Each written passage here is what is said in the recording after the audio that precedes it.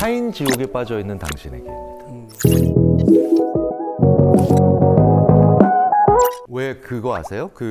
오늘 나오신 네 분 패널분을 포함해서 예전에 어쩌다 어른에 또 패널로 나오셨던 많은 분들, 이런 분들의 소위 말하는 인터넷 백과사전들 있죠.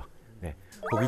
거기 정보들을 보면 왜 당연히 성함은 있을 테고 이름 있고 생일 어느 학교를 주로 졸업하셨나 뭐 이런 것도 있겠죠. 또 어떤 거 있을까요? 어떤 거? 혈액형 누가 말씀하셨어요? 혈액형은 다 있어요. 그런데 지금 예전의 혈액형의 역할을 지금 또 다른 MBTI라는 것이 지금 하고 있습니다. 그래서 첫 번째 타인지옥 바로 MBTI지옥. 많은 분들이 지금 공감하셨어요. 아, 정말 MBTI 너무 집착하는 사람들이 많다. 혹시 이 자리에 MBTI 검사를 한 번도 해본 적이 없다.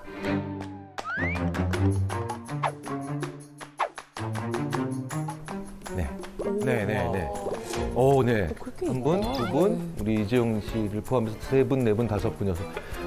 이 자리에 계신 분들이 한 5% 정도가 지금 해보신 적이 없고, 나머지 다른 분들은 거의 대부분 한 번씩은 해보신 거예요. 네.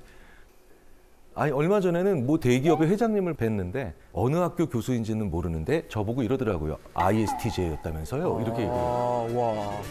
심지어는 왜 직원 뽑을 때 우리는 어떤 유형만 뽑겠다 이런 분들도 계시거든요. 실제로 MBTI로 사람 뽑겠다는 구인 광고가 있습니다.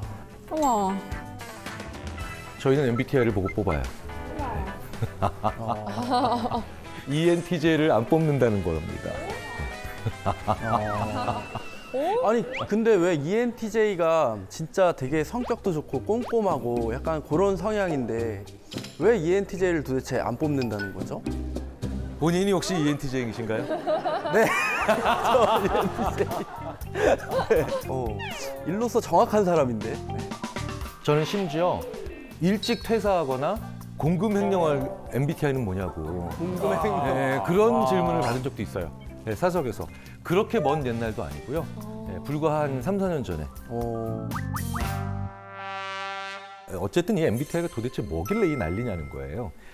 이 MBTI가 조금 이제 학문적인 정의를 말씀드리자면 마이어스 브릭스, 그러니까 MB, 마이어스 브릭스 유형의 유형 지표의 약자인데요. 그러니까 캐서린 쿡 브릭스 그리고 그분의 딸 이사벨 브릭스 마이어스 홈스쿨링을 하다가 따라 세상에는 이렇게 다양한 사람들이 존재한다는 약간 지금으로 치자면 게임 같은 어떤 방법 하나를 그걸 알려주기 위해서 생각을 한 거죠.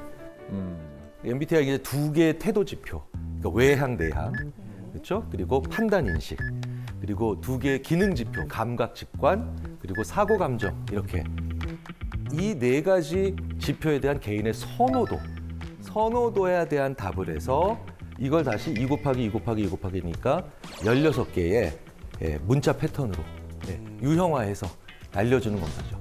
제가 처음 MBTI 검사를 받았던 때가 대학교 4학년이었던 1992년입니다. 정말 기념비적인 해죠. 서태지 씨가 1집을 발표한 그런 해입니다. 네. 그런데 그때만 해도 MBTI는요. MBTI라는 검사가 있어? 들어봤어? 아니, 나 MMPI는 들어봤는데 MBTI는 뭐야? 이 정도의 반응을 심리학과 전공생들도 했을 정도예요. 그런데 이제 최근 들어서는 이 MBTI가 완전히 큰 유행이 돼버렸죠. 이게 왜 그러냐면요. MBTI가 건강검진 결과와 다르기 때문입니다. 자, 병원에서 건강검진 결과 받아보신 적 있으시죠? 네. 건강검진표 보면은 거기 어떻게 나옵니까? 이게 다 그래프로 나오죠. 그런 데이터를 우리가 보게 되면 재미가 없어요. 네. 그러니까 봐도 뭔 얘기야. 우리들이 좋아하는 게 바로 뭐냐? 정상, 비정상. 뭐 이런 거, 그렇죠? A등급, B등급, C등급. 이렇게 무언가를 조금 구간이나 아니면 등급별로 얘기해 주는 걸 더 좋아합니다. 그래서 우리가 게임을 할 때도 보면은 뭔가 여기까지 딱 들어가면 미션 클리어, 스테이지 클리어, 뭐 이렇게 되고 되면서 스코어나 아니면 랭킹이 나와서 게임이 재밌는 것처럼 뭔가 계속 체크하고 얼마나 그런가를 얘기를 했는데 뭔가 레터, 글자로 나오잖아요. 그러니까 너는 I네, 당신은 P일세. 그러니까 이게 내가 한 행동이 되게 독특하게 다른 방식의 아웃풋으로 나올 때 우리는 이걸 게임 같다. 그래서 성격 검사나 성격 검사라고 우리가 알고 있는 것들의 상당수가 일종의 게임이에요. 또 다른 이유가 있죠. 내가 누군지를 참 알기 어려워요. 우리가 너무 많은 정보의 홍수 속에서 살고 있기 때문입니다. 특히 SNS가 발달하기 시작하면서 MBTI의 인기는 거의 같이 갔다라고 봐도 무방해요. 왜일까요? 제가 얼마 전에 적금을 한번 탄 적이 있어요. 알토랑 같이 한 달에 50만 원씩 3년을 벌습니다. 그러면은 이게 몇 천만 원이죠. 거의 자동차 한 대가. 그래서 제가 이걸로 좋아. 나 이 정도의 돈을 딱 얼마나 기분 좋겠어요. 딱 탔는데 갑자기 제 고등학교 동창 한 친구가 만든 회사가 상장을 했대요.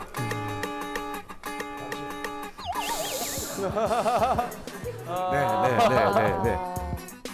제가 3년 동안 모은 돈이 걔가 어제부로 벌은 돈의 1%가 안 되더라고요. 그러니까 저는 그저께까지는 이 지구상에서 제일 큰 부자인 것처럼 넉넉한 마음을 가지다가 불과 36시간 후인 오늘 아침에 어떤 식의 느낌입니까? 진짜 아무것도 아닌 존재처럼. 이 과거에는 이런 방식의 느낌을 가질 수가 없죠. 그러니까 내가 어떤 사람인가를 알아가고 그다음에 느끼는 게 나의 어떤 자아 정체감이라고 하는데 이게 너무나도 쉽게 바뀌는 거예요. 그래서 안 변하는 내가 무엇인지 궁금한 겁니다. 나의 안 변하는 건 뭘까? 네. 자, 그런데 MBTI라고 하는 것을 우리가 과연 어디까지 믿을 수 있고 그리고 어떠한 상황에서 믿어야 되는지에 대해서는 우리가 좀 생각을 해볼 필요가 있죠.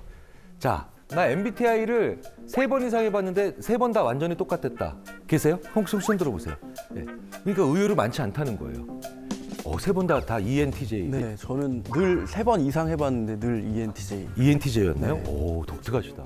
그 재미없는 걸 3번 이상씩 했다고. 참 성격 희한하네. 근데 저는 궁금한 게 사실 저는 처음 MBTI 검사를 했던 게 이제 군대 훈련소 가갖고 했었거든요. 근데 그때는 되게 길었어요. 검사 문항도 굉장히 많고 요즘 저희가 이제 어플이나 뭐 이렇게 나오는 검사들은 조금 간략하게 한 10분 안에 끝날 수 있잖아요. 그게 좀 신뢰도가 있는 검사인가요? 지금 굉장히 중요한 말씀을 하셨어요. 그러니까 신뢰도. 이 검사에는요, 신뢰도와 타당도라는 게 있어요. 신뢰도는 뭐냐면 사람이 그대로라면 결과도 그대로여야 되죠. 예를 들자면 이런 겁니다. 저의 머리 둘레 같은 거. 굉장히 신뢰롭죠.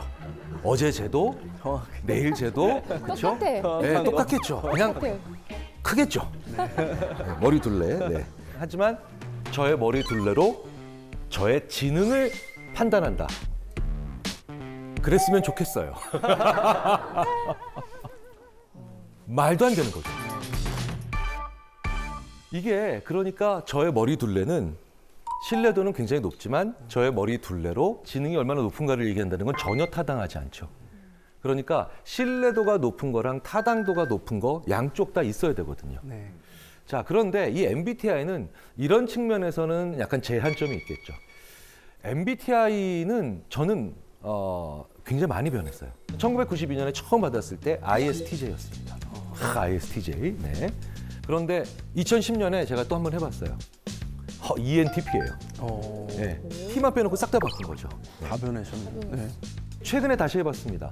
도로 ISTJ예요. 와. 성격 검사라고 부르는 데는 그러면 무리가 있다는 거죠. 성격은 그 사람의 고유한 속성이고 그리고 잘 안 변하는 속성이거든요. 잘 생각해 보세요. 고등학교 졸업할 무렵 되게 말 많았던 친구는 지금도 말 많아요. 그리고 그때도 계속 시간 약속 많이 어기던 친구는 지금도 시간 약속 많이 어기고요. 그리고 그때도 굉장히 고독했던 친구는 지금도 고독합니다. 성격은 그 사람의 잘 변하지 않는 고유한 속성에 가까운데 MBTI는 굉장히 많이 바뀌더라고요. 자, 그런데 저 같은 분 많이 계실 거예요. 어떻게 나오나요? ISFJ. ISFJ. 굉장히 내향적이고 현실적이고 공감을 잘하고 계획적인 사람이시겠죠? 대충은 맞는데요. 네. 제가 다시 했을 때는 INFJ로 나온 거예요. 그래서 두 개의 특징을 이렇게 쭉 보다 보면 나는 INFJ 쪽에 더 가깝나 약간 이런 생각이 들거든요. 그거는 MBTI라고 하는 검사가 잘못돼서가 아니라 MBTI가 그 사람의 안 변하는, 거의 잘 변하지 않는 고유한 속성을 보는데 적합한 문항이 아니라는 뜻입니다. 네. 자, 예를 들자면 제가 원래 문항에서 좀 각색을 해서 말씀을 드릴게요. 입사한 지 한 3개월 정도 된 신입사원들한테 MBTI를 보면 굉장히 I가 갑자기 증가해요. 왠지 아세요? 이런 류의 문항에 다 예스를 해야 됩니다. 나는 남의 말을 경청한다. 신입사원이 경청하지 않으면 어떡할 거예요? 그죠? 예, 경청해야지. 그래야지. 예, 그런데 그 회사의 전무님들 정도 되면 자기 사업 분야 하나씩을 다 총괄하는 분들이거든요. 그럼 그분들은 다 해보면 놀래요. 내가 E로 변했어요. 예, 다 외향적으로 변한 것 같아요. 왜? 이런 문항에 또 예스를 해야죠. 이런 류의 문항에 나는 주도적으로 얘기한다. 예, 전무님이 주도적으로 얘기 안 하면 큰일 나죠. 그래서 제가 이렇게 보통 많이 말씀을 드려요. MBTI는 당신께서 지난 3, 4년 동안 어떤 사회적 얼굴로 사셨는지, 당신이 지난 3, 4년 동안 어떤 사회적 카드로 사셨는지를 보여주는 그런 문항들로 구성되어 있습니다. 그래서 저는 1992년에 ISTJ였던 거예요. 왜? 저는 대학교 4학년이었거든요, 그때. 계속해서 공부를 했어요. 계속해서. 집중해야 되고, 그다음에 교수님의 말에도 토시 하나 안 틀리고 제가 귀를 기울여야 되고. 근데 2010년에 갑자기 E로 확 변했네요. 그렇죠? 제가 왜 그런가 봤더니 2010년에 드디어 조교수에서 끝나고 부교수가 됐어요. 이게 신임이었던 조교수 시절에 비해서 부교수가 되면 이게 발언권들이 좀 많이 생깁니다. 그리고 또 얘기를 하라고 시켜요. 대학에서 얘기를 좀 의견을 내보라고. 근데 최근에 받았던 건 ISTJ로 다시 돌아왔죠. 그래서 제가 왜 그런가 봤더니 집에서 하는 거예요. 너무너무 차분히 있고 싶은 집에서 이걸 했더니 이젠 심지어 과거도 아닌 앞으로의 내 소망을 거기다 적어내요. 그러니까 MBTI는 지금까지 나의 사회적 전략이었구나. 나의 사회적 얼굴이었구나. 이런 것으로 생각을 해보면 되고요. 내가 나를 제대로 돌아볼 수 있는 아주 재미있는 마중물은 될 수 있지만 타고난 기질, 본성, 발전 가능성, 심지어 업무 적합도 이런 걸 판단할 수 있는 도구는 아니라는 거예요. MBTI는 엉망인 검사도 아니고 만병통치인 검사도 아니에요. 다만 오남용되고 있는 검사라는 거예요. 이 다양한 인간을 16가지의 성격 유형에 맞춰서 재단하거나 아니면 그 16종류의 하나라고 판단하는 우를 범하지 말자는 거죠. 모든 심리검사가 다 오남용되고 있는 건 아니죠. 연구자들이 정말 수십 년 동안 계속해서 타당화나 아니면 신뢰도를 확보하는 절차를 거쳐서 성격을 꽤 제대로 알아볼 수 있는 그런 검사들은 분명히 존재합니다. 그래서 오늘은 심리학에서 사용되고 있는 성격 검사 가운데 잘 알려져 있고 또 게다가 우리 한국 사람들, 우리 한국인에게 아주 적합한 성격 특성 모형이라고 알려진 헥사코어 검사를 소개해 드리려고 합니다. MBTI보다 덜 흥미롭습니다. 하지만 더 정확하죠. 네네. 원래 심리학에서는 5개의 성격 요인이 있다라고 보통 얘기를 합니다. 그게 바로 뭐냐면 개방성, 성실성, 원만성, 외향성, 정서성이에요. 자, 그런데 이 5개는 대부분의 문화권에서 5요인, 5개의 요인이라고 해서 많이 연구했는데 최근에 이 6번째인 정직 겸손성. 네. 이게 또 굉장히 또 중요한 하나의 요인이다라고 이야기를 하는 그런 중요도를 제기하는 그런 연구진들이 나왔고요. 그 중에 한 분이 캐나다 캘거리 대학에 있는 이기범 교수님이라고 하는 분입니다.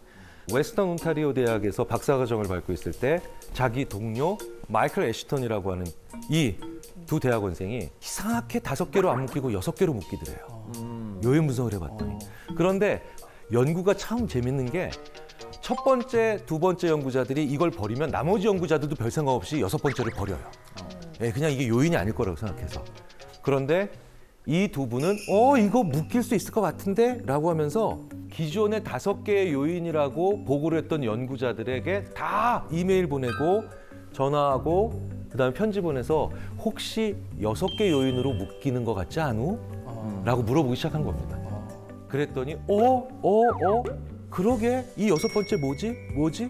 그래서 이 6가지 요인에 이름을 붙여보자. 그게 정직 겸손성이라는 거죠. 그래서 정말 오랜 시간의 노력 끝에 만들어진 검사고 현재 굉장히 많이 심리학자들이 사용하고 있는 그런 연구죠. 어떤 항목으로 이렇게 구성이 되어 있느냐면요. 자, 미술관에 가는 것을 지루하게 느낀다. 자,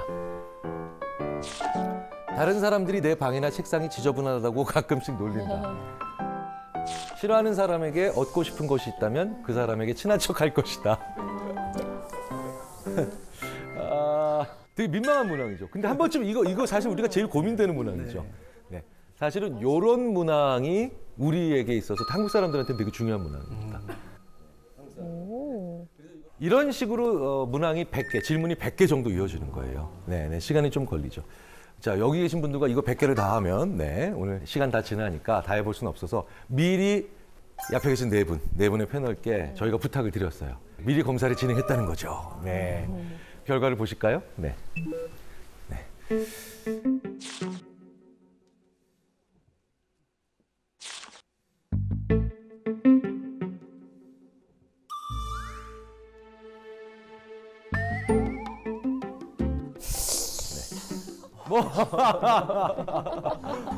네.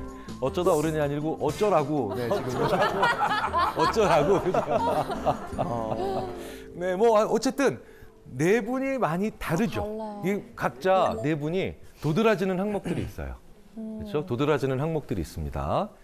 이제 이 네 분은 각자 좋은 게 내 쪽으로 내가 뾰족한데 내가 좋은 게 와 있어야 될 텐데라고 생각하실 텐데요. 되게 떨리는데요. 그게 어떤 항목인지 한번 보도록 하겠습니다. 네.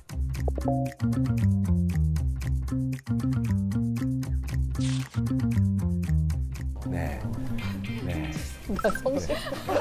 나 너무 창피해. 이렇게 돼 있어요. 네. 어우 창피해라. 먼저 이재용 씨와 김용준 씨부터 먼저 말씀을 드리도록 하겠습니다. 자, 이재용 씨 굉장히 개방성이 높죠.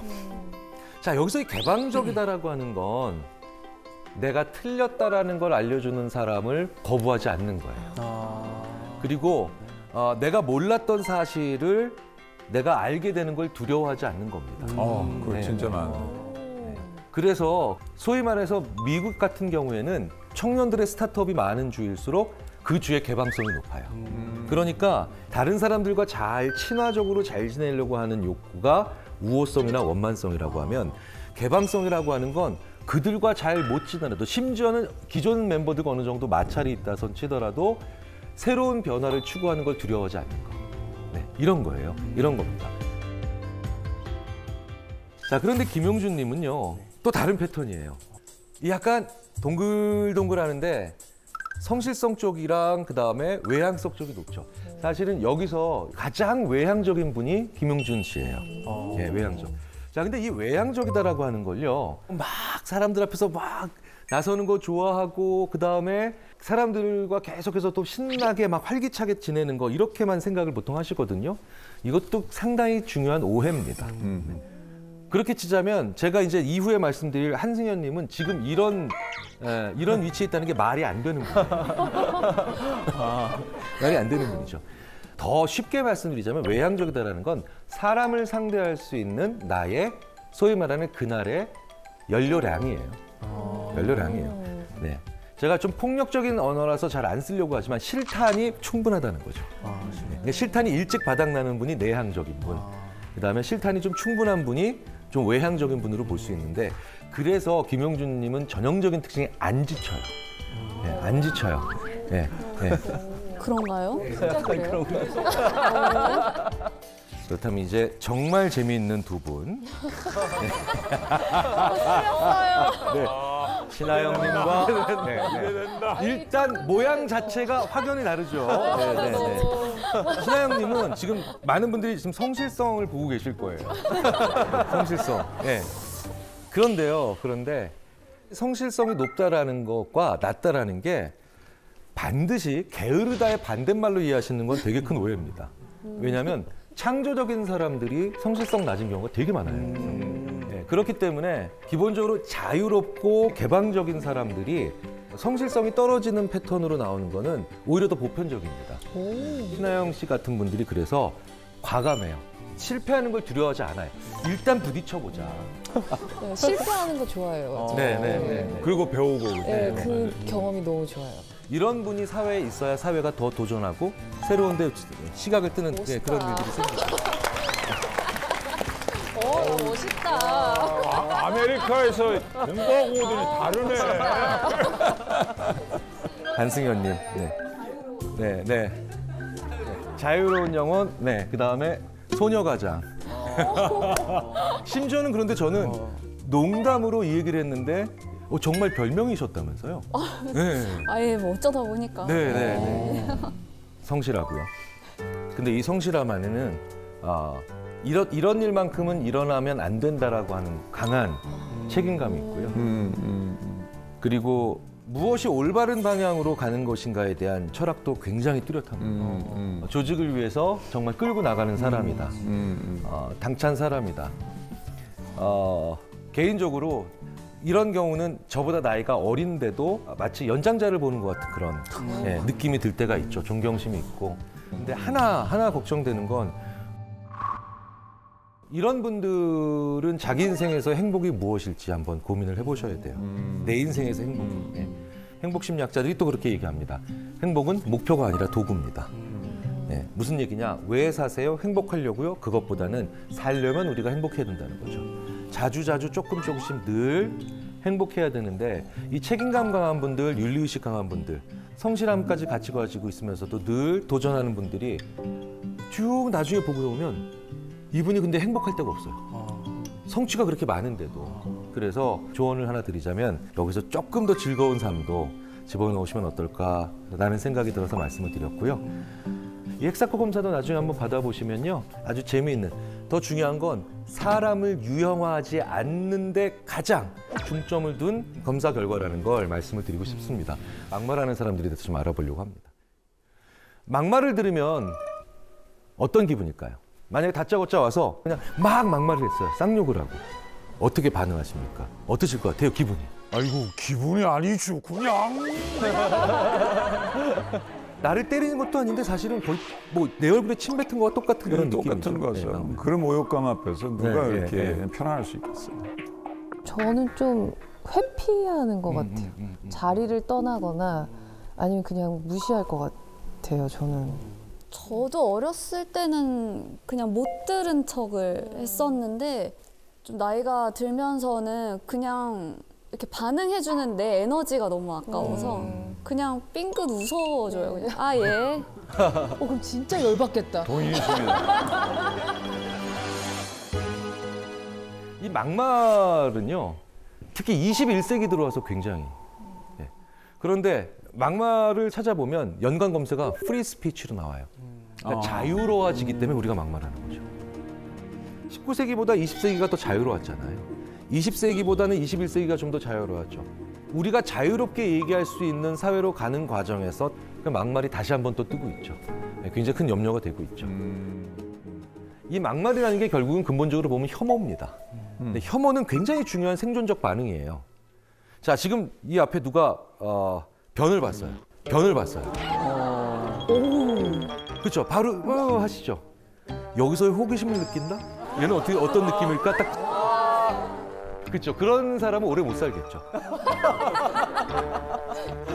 혐오라고 하는 건 인간이 생존하기 위해서 가져야 되는 가장 중요한 기본적이고 즉각적 감정입니다. 그래서 이걸 뒤집어서 얘기하자면 혐오, 막말 이런 것들이 많은 사람들 있죠. 이 사람들은 의식적이든 무의식적이든 자기가 지금 굉장히 위급한 사람이에요. 그게 목숨과 같은 것도 있지만 지위, 그렇죠? 경제, 부 이런 것들 다 관련이 돼 있다는 겁니다. 혐오와 혹은 혐오에 준하는 그런 불쾌감은 안 느끼는 게 그러니까 비정상이지 오히려 느끼는 건 정상이죠. 문제는 표현하는 게 말이 안 된다는 거예요. 이건 되게 다른 얘기예요. 꼭 그럴 때 있잖아요. 엘리베이터 딱 타서 닫힌 버튼 누르려고 하는데 그때 저쪽에서 사람이 하고 들어올 때. 더 기분 나쁜 건 그 사람 타고 이제 닫히려고 그럴 때 또 하고 들어올 때. 이거 2번, 3번만 가면 약간 화나죠. 짜증나지. 네, 짜증나죠. 하지만 여기서 제가 너 뭐 하는 자식이야. 얘기하지 않죠. 네, 막말은 막말에 해당하는 생각을 해서가 문제가 아니라 막말을 하기 때문에 문제인 거예요. 네, 이건 되게 중요한 차이라는 겁니다. 우리가 해야 될 걸 해야 되는 것도 중요하지만 안 해야 될 걸 제대로 안 하는 것이 너무나도 중요하죠. 예전에 기억나세요? 1000개 올려 100개 올려. 네. 이걸 심리학자들이 뭐라고 하냐면 첫 번째 청기 올려 백기 내려 이런 걸 고우과제라고 합니다. 가야 될 걸 가는 거죠. 백기 내리지 마, 청기 올리지 말고 이걸 노고. 유난히 고과제는 잘하는데 노고과제를 잘 못하는 사람들이 있어요. 이런 분들이 바로 충동적이고 주의 조절력이 약한 사람들인데 막말을 일삼는 사람들이 유난히 이 노고과제를 잘 못해요. 그러니까 충동적인 사람들이에요. 또 막말 잘하는 사람들이 있어요. 자기 위치가 변하지 않을 거라고 하는 사람. 네. 심리학에 이런 재밌는 얘기가 있습니다. 변함없는 고권력자와 변함없는 저권력자 모두 막말을 한다. 내가 변함이 없어요. 네. 변함이 없어. 난 계속 앞으로 고권력이야. 권력자야. 그럼 자기 자신을 제어할 필요가 없죠. 그래서 아주 큰 부자 출신 정치인들이 실제로 정치를 하면서 막말이 많은 거예요. 왜? 자기는 어쨌든 계속해서 고권력일 거라고 생각을 하니까. 근데 문제는 변하지 않는 저권력자도 막말하기가 쉬워진다는 겁니다. 내가 지금은 저권력이고 뭔가 좀 낮은 혹은 좀 힘든 계층에 있지만 내가 잘 하게 되면 내가 조금 더 좋은 위치로 갈 수 있을 거야 라고 생각을 하는 사람들이면 내가 평상시에 막말을 그렇게 하지 않겠죠. 그렇죠. 오히려 나의 생존성을 떨어뜨릴 수도 있으니까. 문제는 우리 사회가 예전보다 중산층부터 시작해서 저소득층까지 사회적 이동성이 떨어지고 있다는 거예요. 이번 생에 내가 오를 사다리가 없어라고 하는 말들이 우리의 젊은이들 사이에서 우리의 사회에서 자꾸 들린다라는 건 굉장히 중요한 근거가 되겠죠. 또 하나 우리가 막말이 요즘 굉장히 많이 나오고 있고 이상하게 막 하는 사람들이 점점 숫자가 늘어나는 이유가 막말하는 사람들은 최소한 솔직하다라고 하는 착각을 사회적으로 하고 있기 때문이에요. 네. 자, 신하영 씨, 지금 네. 누군가가 자기 다리에 커피를 쏟았어요. 근데 그 사람이 아이씨 해놓고 이제 뭐 숫자가 하나 나왔어요. 네. 이런 사람이 있고 다른 사람이 이러면 저는 괜찮습니다. 왠지 첫 번째와 두 번째 어느 사람이 더 솔직해 보이세요? 두 번째는 확실히 솔직하진 않잖아요. 그렇죠. 네. 네. 우리가 이렇게 겸손하고 예의 바르다라고 하는 게 어느 정도는 자기를 가리는 거잖아요. 그러니까 엉뚱하게도 욕하는 사람, 막말하는 사람은 더 솔직한 사람이다. 야, 최소한 걔는 그래도 솔직하잖니? 라고 하는 착각들을 계속 사회적으로 만들어가야 돼요. 그래서 미국에서는 정직성에 대한 주별 척도가 있어요. 이걸 스테이트 인테그리티 인베스티게이션이라고 하는데 펠드맨이라고 하는 연구자가 페이스북 사용자 3만 명의 욕설 데이터를 가져와가지고 진짜 다양하겠다. 각각 어느 주 출신인가를 확인한 거예요. 그러니까 여기에 정직성 순위가 있고요. 얼마나 그 주의 사람들이 평균적으로 솔직한가, 그다음에 얼마나 더 욕을 많이 하는가. 예, 정확하게 일치한다는 거죠. 막 욕하고 막말하는 사람도 있다면, 그래도 걔는 솔직하지 않냐. 앞뒤가 같겠지. 그쵸. 적어도. 이게 착각하는 거죠. 이건 전혀 다른 문제인데도요. 그런데 우리 사회가 지금 되게 재밌게도 솔직하게 엉망인 얘기를 하는, 진심으로 헛소리하는, 네. 진심으로 헛소리하는 사람들이 자꾸 권력을 잡고 있는 그런 세상들이 가고 있어서 정말 위험하고 두렵고 문제가 있다는 걸 느끼죠. 실제로요, 이건 미국에서도 아주 오랫동안 검증이 잘 되었다는 건데 더 괜찮은 후보를 뽑는 게 아니라 진정성이 높은 후보. 근데 그 말이 진실인지는 관심이 없다는 거예요. 너무나도 유명한 예가 막말의 대가 바로 도널드 트럼프잖아요. 네, 그렇죠? 네, 트럼프가 했던 이 대표적인 상대 후보를 향했던 얘기가 있습니다. 저 사람은 민간 기업에 취업도 못할 사람이다. 그리고 자기 자신을 비난했던 한 의원의 지역구인 볼티모어에 대해서는 이렇게 얘기했죠. 역겹고 쥐가 들끓는 난장판이다. 누구도 살고 싶어하지 않는 미국 최악의 지역이다. 이런 이상한 소리들은 심리학에서 이제 정규적인 용어로 등극을 했죠. 영어로 볼쉿. 우리말로 개소리. 그런데 우리나라에도 많죠. 사이비 교주들이 거기에 해당되고요. 상당히 많은 사람들이 그래도 진심이네 라고 하니까 믿는 거예요. 이 자리에 계신 많은 분들은 야 그래도 정상적인 지적 수준을 가지고 있는 사람이 어떻게 저런 소리를 우리는 지쳐 있을 때, 외로울 때, 낙심했을 때, 무기력할 때 많이 배운 사람과 적게 배운 사람, 부자, 가난한 사람 가리지 않고 우리는 진심인 사람 얘기에 귀를 기울입니다. 그리고 그 사람은 솔직하다라는 가면 속에서 자기들이 원하는 걸 계속해서 착취하죠. 막말하는 사람들은 이제 일단 남의 얘기를 잘 안 듣는 성향들이 있고, 그러니까 그런 막말러가 앞에 딱 있고 나한테 막말을 했을 때 제가 어떻게 대처를 하고 대응을 할 수 있을지 그 방법이 좀 궁금해요. 한번 생각을 해봤어요. 그 막말을 우리가 전혀 다른 영역에서 제일 비슷한 짓으로 뭘 해줄 수 있을까? 다른 심리학자들이랑 한번 얘기를 해봤더니요. 이러더라고요. 그 인간들이 우리한테 바바리맨 짓을 하는 거라고. 왜냐? 바바리맨이 와서 슉 하고 자기 짓을 하고 나가죠. 근데 우리가 받는 충격은 굉장히 심하고, 그리고 사회적으로 문제가 커지며 굉장히 그들은 이상한 걸 우리로 하여금 취하고 가요. 그렇죠. 육체적 막말이죠. 근데 재밌는 건 바바리맨들에게 네가 제일 범행하기 쉽고 계속 범행을 집중적으로 하게 되는, 지속하게 되는 그런 사람이 누구야? 라고 하면 못 본 척 지나가는 사람. 네. 왜? 그럼 계속 쫓아가면서 해도 되는 거예요. 더 해주고 싶어. 네네. 심리학에 또 이런 얘기가 있죠. 막말을 통해 승리한 사람 모두 결국 다음 승리를 막말을 통해 갈구한다. 그래서 반드시 반응해야 됩니다. 근데 그 반응을 같은 방식으로 그럼 네가 벗었어 나도 벗었어 이건 아니잖아요. 네. 그 막말에 대해서 똑같이 막말로 비난하는 건 오히려 문제를 꼬이게 만들어내는 거죠. 네. 그런 막말하는 사람이 왔을 때 내가 어떻게 얘기해야 되는가? 웃지 말고 화내지 말고 단호한 언어. 이 삼박자를 다 가지셔야 돼요. 쉽지 않죠. 당황스러우니까. 왜 그렇겠어요? 자주 있는 일이 아니니까 연습하셔야 된다는 거예요. 저는 내용은 단호하게, 그 다음에 말투는 친근하게. 그래서 우와 절대 안 돼, 절대 안 돼. 잘 연습해 놓으십시오. 자기 색깔을 가지고 있는. 답은 나만 알고 있는 겁니다. 늘 밝은 사람들, 속을 모르겠는 사람들, 늘 웃고. 근데 이런 분들도 누군가에겐 사실 의외로 지옥일 수 있습니다.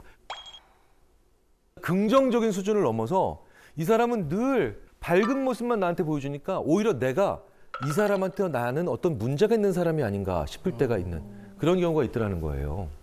이런 경우를 심리학자들이 부적절하게 밝은 사람이라고 표현합니다. 이런 것도 일종의 허세예요. 허세죠. 사실 허세 많이 부려보셔서 아시잖아요. 예. 저도 옛날에 길 가다가 한번 넘어졌는데 내 친구가 야 괜찮아. 이거 있잖아요. 야 너 엉덩이에서 피 아니야. 사실 사람들은 내가 남들에게 약하게 보이기 싫고 내가 남들에게 동정받기 싫다라고 하는 그런 욕구가 있죠.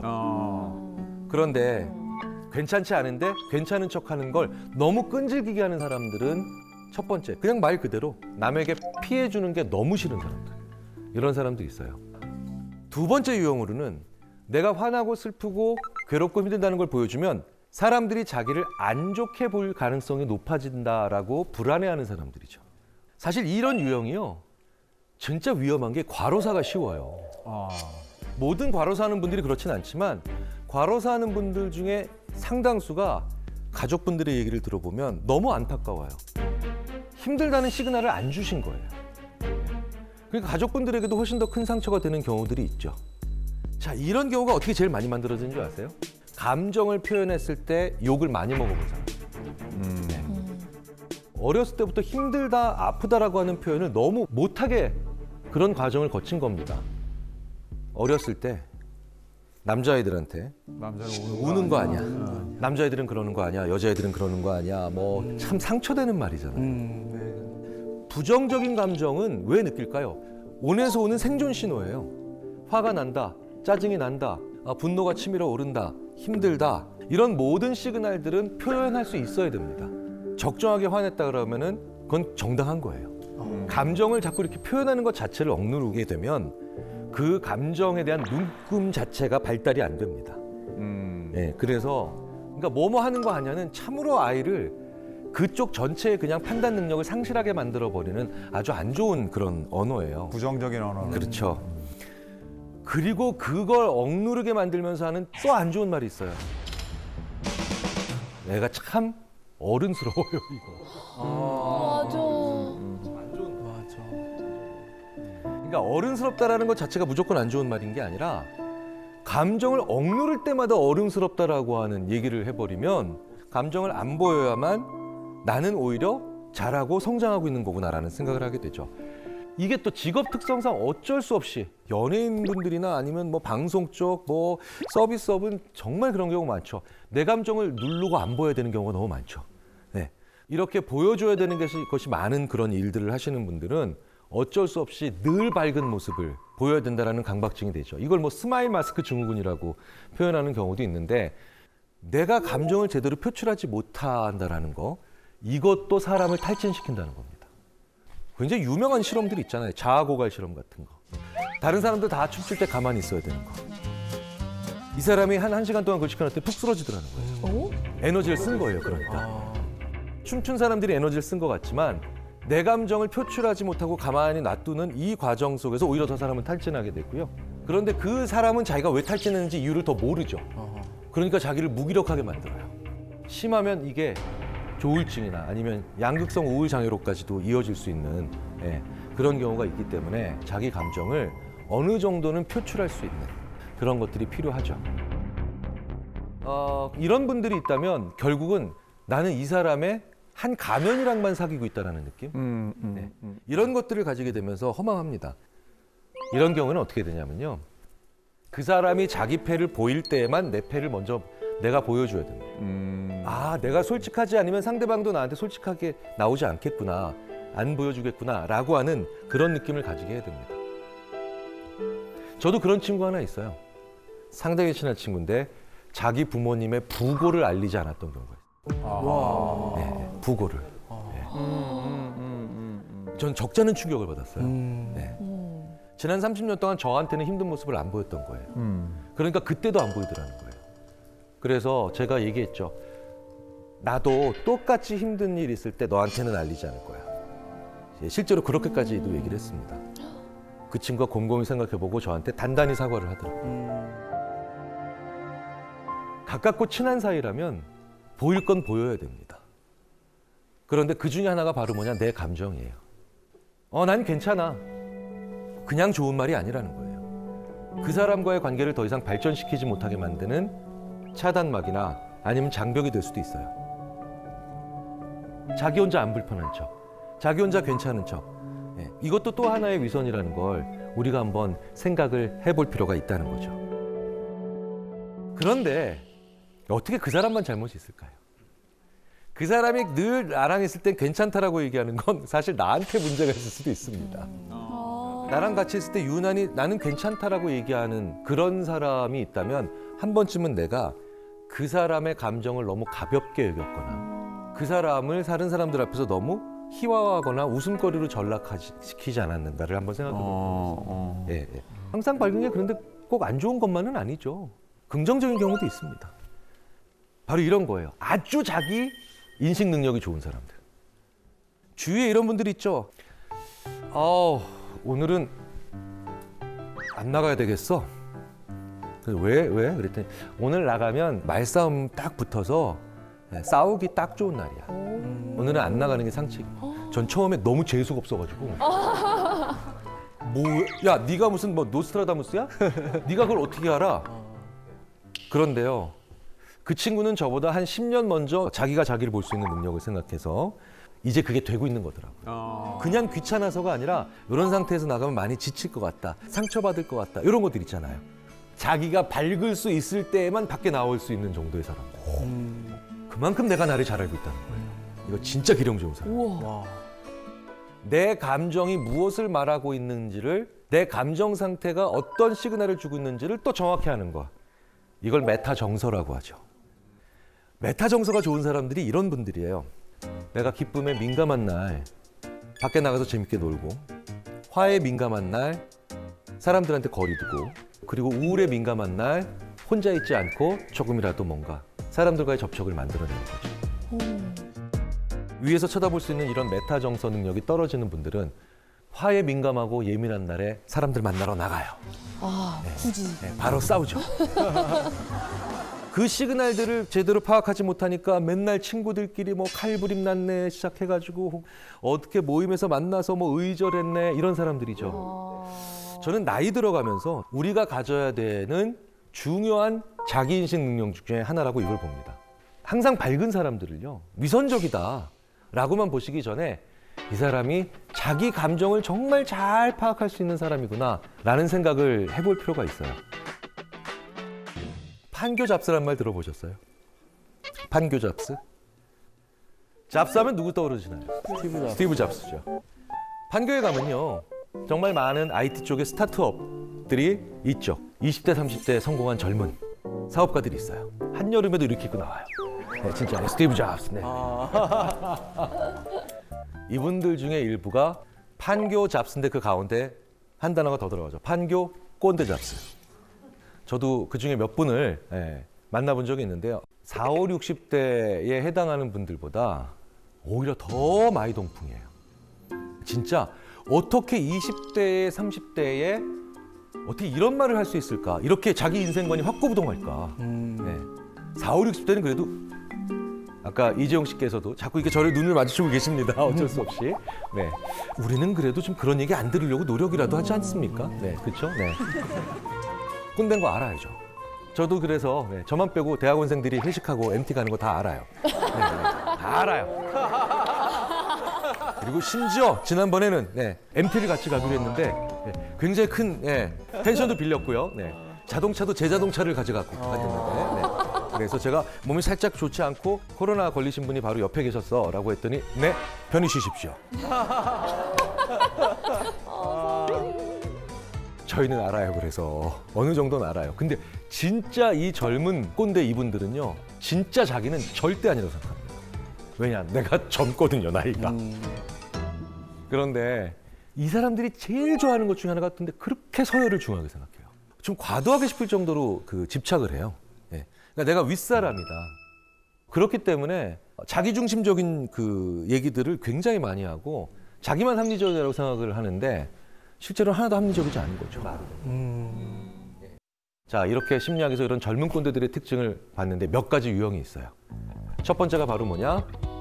어린 나이에 크게 성취한 사람들. 이렇게 되면 무조건 젊은 꼰대가 된다가 아니라 이분들은 조심하셔야 된다는 뜻이에요.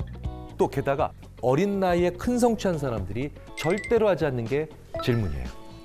이전 세대와 달리 요즘에는 디지털 네이티브라서 더 이상 선배에게 질문을 많이 할 필요도 없고 실제로도 많이 하지 않기 때문입니다. 내가 인터넷상에서 필요한 지식을 다 가질 수 있다고 생각을 하는 거죠. 그런데 질문을 많이 하지 않는다는 것 자체가 사람을 위험하게 만듭니다.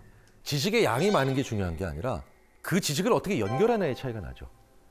내가 질문해야 그 사람도 질문하거든요.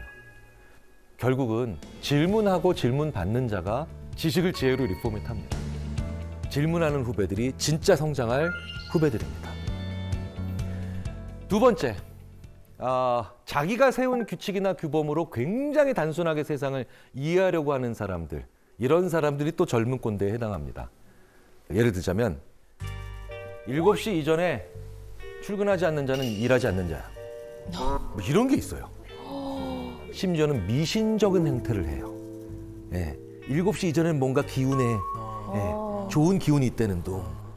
왜 제가 그런 거 봤더니 그 사람은 실제로 7시 이전에 회사에 출근하는 그런 아침형 인간들과 주로 일을 했기 때문에 그때 당시에 성공을 했던 거였어요.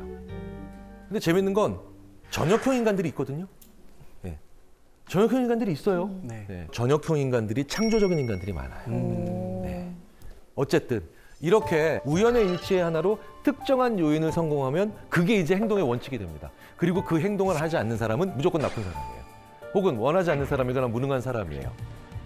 이런 피상적인 생각을 하는 유형의 사람들이 결국 또 젊은 꼰대가 됩니다. 이런 사람들을 보면 많이 답답하죠. 저는 그게 너무 어렵더라고요. 꼰대 짓을 하지 않으면서, 그러니까 좀 지혜롭게 잘 조언을 하고 후배들과 좋은 관계를 맺을 수 있는지 좀 실질적인 팁이 있으면 좀 부탁드릴게요. 그것에 대해서 정말 고민을 많이 한 미국의 언어인지 심리학자가 있습니다. 마이클 토마슬러라고 하는 분인데요. 두 가지 원칙을 지키면 내 말이 훨씬 더 꼰대스럽지 않게 하지만 내 경험이 더 잘 그들에게 스며들 수 있고 후배들도 들을 수 있는 말이 된다고 합니다. 바로 뭐냐면 성공은 기술하고 실패는 설명해라. 기술, 조선왕조실록 있는 그대로 써주는 거예요. 성공한 건 선배님 그때 성과가 좋으셨다면서요. 야 그때 말이야 남북관계가 그때 정상화가 됐어. 유가가 그때 떨어졌지. 조선왕조실록처럼 담담히 그때 당시의 정황만 얘기해 주는 거예요. 들어가면 안 되는 게 뭐냐? 나. 실패는 설명하라. 설명은 삼국지 주인공 있는 거죠. 선배님 그때 왜 이렇게 안 좋았다면서요? 아 그때 내가 뭐가 문제였냐면 말이지. 그러면 내가 가진 경험을 완전히 받아들일 준비가 돼 있죠. 요거 거꾸로 하죠 대부분. 자기의 성공을 설명하죠. 그렇죠. 신나게 그냥 나의 무공을. 그렇지. 밤을 자지 않고. 근데 되게 재밌는 건 그런 선배가 자기의 실패는 기술해버리면 되게 기만적으로 보이죠. 그때 국제 정세가 안 좋았어. 근데 유가가 지금 저참하게 떨어지고. 변명 같고. 성공은 기술하고 실패는 설명하면 굉장히 후배로서는 받아 적고 싶은 선배들의 말이죠. 나이 든 꼰대, 젊은 꼰대 모두 막론하고 꼭 하는 말이 하나 있어요. 이분들이 많이 하는 얘기가 뭘까요? 그쵸. 네. 뒤에서 다 해주시는. 1000만 불짜리 그 용어인 것 같아요. 라떼는 말이야. 그쵸? 네, 네 정말. 그런데요. 하셔도 돼요. 나 때는 말이야 그 말 자체가 나쁘기보다는 결국 내가 말이야 너희 때는 말이지 내가 너희들을 알지 이렇게 얘기했다는 거예요. 그 세대를 비교해버리면서 혹은 차별하면서 균형이 무너지는 말이 됩니다. 그래서 라떼는 말이야보다는 우리 때는 말이야가 좀 더 괜찮아요. 내가가 아니라 우리 때는 말이야 우리가 이렇게 힘을 합쳤어 이렇게 얘기하면 그래? 그때는 그렇게 힘을 합쳤다는 거지? 이 선배의 이야기가 그렇게 위선적으로 보이지 않는다는 거예요. 그렇다면 이제 이 악인에 대해서 우리가 어떻게 하면 악인에 대처할 수 있는가 이런 걸 좀 생각을 해봐야 되죠. 그렇죠? 악인은 양심이 없습니다. 양심이 없으면 악인이라고 하는 거예요. 사이코패스든 소시오패스든 나르시시스트든 양심이 없으면 그런데 이 양심은 뭘까요? 종교적인 양심이랑은 좀 다르죠. 종교적인 양심은 신에게 내가 잘못했을 때 처벌받을 것 같다라고 하는 그런 두려움에 좀 많이 기인합니다. 그런데 심리학에서 얘기하는 양심은 그게 아니에요. 연민과 애착이에요. 그러니까 애착과 양심이 없는 사람들을 알아봐야 되는데요. 우리가 왜 그들에 대해서 알아야 되느냐? 우리가 아우스마트라는 개념으로 얘기를 해요. 자, 마사 스타우트라고 하는 그 소시오패스를 정말 오랫동안 연구해온 심리학자가 있습니다. 아우스마팅 더 소시오패스 넥스트 도어. 그들보다 더 똑똑해져야 돼요. 그들보다 더 많이 알아야 돼요. 그들에 대해서. 그래야만 그 사람과의 관계를 판단할 수 있고 내가 그 사람이 나한테 오는 걸 막을 수 있으니까요. 그럼 무엇이 제일 중요할까요? 가치 판단을 할 줄 알아야 됩니다. 그러면 가치 판단을 한다는 게 무슨 뜻이냐? 정의를 내려보는 거예요. 우리는 너무 정의 내리지 않았어요. 도대체 성공이라는 건 당신한테 어떤 식으로 정의되나요? 그런 얘기를 생각해보지 않았다는 거예요. 그저 돈을 많이 벌려고 하고 그저 승진을 하려고 하고 그저 상을 타려고 합니다. 당신한테 승진이라는 건 뭔가? 나한테 공부라는 건 뭔가? 이런 나에게 그런 정의가 있어야만 결국 그 정의를 통해서 다른 사람의 정의와 만나고 그리고 더 개발되고 그다음에 더 성장하면서 그 정의가 계속해서 다듬어지면 그게 바로 뭐냐? 가치관이 되고요. 그 가치관이 이제 더 살을 붓고 더 정교화되면 그게 철학이 돼요. 그런데 그 가치와 관계에 대한 정의가 하나도 없으니까 그 사람이 나한테 어떤 관계인지 정의 내리지 못하니 늘 당하는 거죠. 예를 들자면 어떤 부인이 끊임없이 폭력적인 남편한테 계속해서 당하고 있습니다. 그런데 그 부인이 만약에 부부란 서로 어떠한 일이 있어도 서로 상대방에게 해를 끼치면 안 된다라고 하는 정의를 가지고 있다고 쳐보자고요. 그러면 훨씬 더 그 폭력적인 남편에 대해서 내가 더 잘 대응할 수 있고 단호하게 적응할 수도 있겠죠. 의외로 우리는 그런데 학교 다니면서 그것에 대한 당신의 정의는? 이라는 시험을 풀어본 적이 없어요. 그죠? 그런데 이런 문제를 우리가 학교에서 배우지 않았으니 생활에서, 우리 삶 속에서 해봐야 됩니다. 아주 사소한 습관 몇 개가 있어요. 이런 사람들의 영향을 덜 받는. 첫 번째가, 이런 사람들 연락처는 절대 저장하지 마세요. 네. 나쁜 사람들 연락처를 이름을 써서 저장하는 분들이 계시대요. 심지어는 개자식이라고 하는 나쁜 별명을 가지고. 아니요. 네. 진짜로 피하고 싶으시다면 아무 의미 없게 번호로 만들어 놓으셔야 돼요. 번호로. 그래야 내가 어떻게 받아요? 누구세요? 라고 받죠. 누구세요? 3번만 받잖아요. 그럼 이 사람들은 아, 얘한테 영향력 행사하기 되게 어려울 것 같은데, 이런 생각을 합니다. 두 번째, 가까운 사람만이 나를 구한다라고 하는 이 비합리적 신념을 버리셔야 됩니다. 되게 재밌게도요. 사스, 메르스, 코로나. 이화여대 최재천 교수님이 이러시죠. 지금 코로나 팬데믹으로 인한 바이러스가 왜 자꾸 주기가 짧아집니까? 개체의 다양성이 줄어들기 때문에 숙주로 삼을 만한 것이 인간밖에 없어서 계속 오는 거다. 그렇다면 우리 사이에 정말 많은 다른 동물들이 존재하고 있고 멸종되지 않은 수많은 종들이 존재하고 있다면 이렇게 한순간에 바이러스가 팬데믹으로 변하면서 우리를 괴롭히는 사회가 되지 않았을 겁니다. 이게 정확하게 악인이 바이러스예요. 무슨 얘기냐? 느슨하지만 다양한 관계가 없으면 필연적으로 나를 향해 오기가 쉬워져요. 예, 그렇겠죠? 걱정하지 마십시오. 현대사회에서 저희들이 아무리 연구를 해봐도 느슨하지만 다양한 관계를 가지고 있는 사람이 행복해요. 그리고 느슨하지만 다양한 관계를 가지고 있는 사람이 더 생산적이고 회복도 빨라요. 느슨하다는 걸 두려워하지 마시라는 거예요. 친해 안 친해라고 하는 이분법적 언어를 오늘부터 버리시란 얘기예요. 앵간히 친해, 이런 말도 굉장히 좋은 그 사람과의 관계를 얘기해 주는 거예요.